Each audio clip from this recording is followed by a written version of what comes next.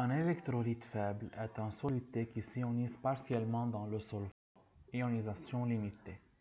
Il existe en solution à la fois des ions issus du solide T et des molécules non ionisées du solide T. L'ionisation est alors représentée par une réaction chimique limitée dans les deux sens. C'est un équilibre ionique, soit l'équilibre acido-basique de l'acide éthanoïque ou acide acétique. Le CH3COOH avec H2O nous donne CH3COO- plus H3O+. Regardons, la dissociation de l'acide éthanoïque n'est pas complète, donc ça nous donne des ions CH3COO-, mais il reste des molécules de CH3COH non ionisées. On néglige l'ionisation de l'eau et on suppose que la concentration de l'eau est constante. Bien sûr, l'eau est le solvant ici et sa concentration est très grande, donc on considère qu'elle est en très grande quantité et sa concentration reste constante. La constante de cet équilibre, notée Ka, devient égale à CH3CO- fois H3O+, divisé par CH3COOH.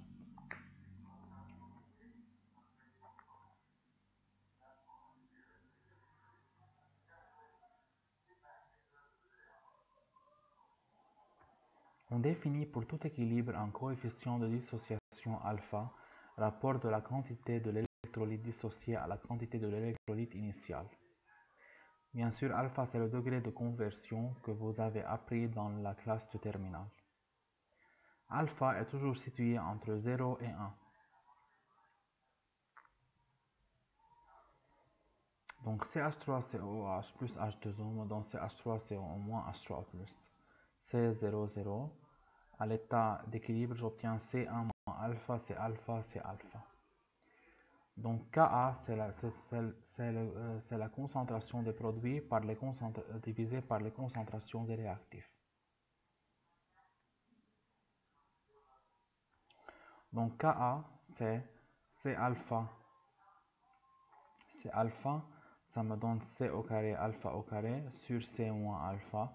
Je simplifie par C et C en haut et en bas. J'obtiens que Ka devient égal à C alpha au carré sur 1 moins alpha. D'où vient ici la loi de dilution d'Ostwald? Si je fais une grande dilution, la concentration va diminuer, ce qui diminue la valeur de ce rapport, ce qui encore diminue Ka.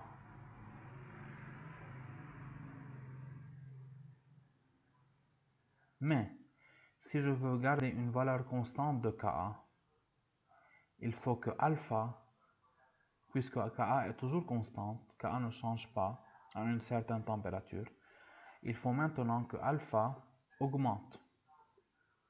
Il faut que alpha augmente, puisqu'on a dit que C diminue. Donc il faut que alpha aussi augmente pour garder ce rapport constant et pour garder Ka constante. Et quand alpha augmente, la conversion de l'acide en ion augmente aussi. Donc l'électrolyte devient, si vous voulez, devient fort.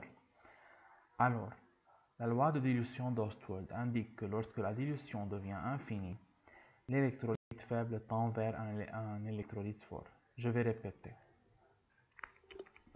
On a dit que Ka c'est égal à C alpha au carré sur 1 moins alpha.